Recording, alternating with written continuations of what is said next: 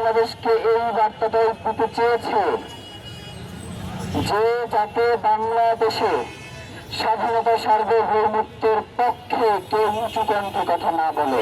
জানেন কিনা জানি না যে হাদি ভাই যতদিন জীবিত ছিলেন তিনি মাঝে মধ্যে রাত 2টার সময়ও তিনি একা একা বাসায় যেতেন, রাত 2টায়। আবার একা একা বাসায় রিক্সা থেকে আসতেন।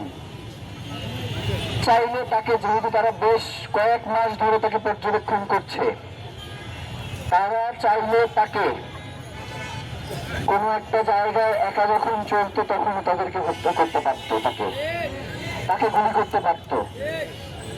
তারা এই গুলির মধ্যে দিয়ে বাংলাদেশকে একটা বার্তা দিতে চেয়েছে।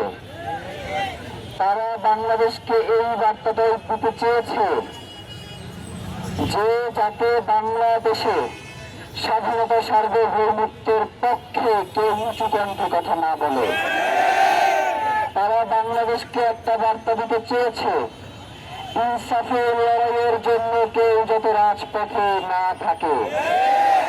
তারা বাংলাদেশকে একটা বার্তা দিতে চেয়েছে সীমান্তে যত লাশ পড়ুক আমাদেরকে কিছু বলা যাবে না। তারা বাংলাদেশকে একটা বার্তা দিতে চেয়েছে জুলাইয়ের পরবর্তী নতুন বাংলাদেশ আমরা এখন পর্যন্ত বাস্তবায়ন করতে পারি নাই। প্রিয় ভাইয়েরা, এটা যদি শুধুমাত্র একজন